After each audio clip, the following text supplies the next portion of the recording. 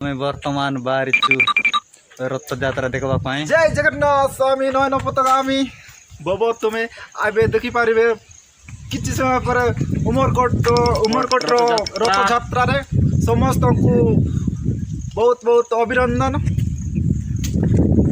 वर्तमान चली चली जाऊँ उमरकोट।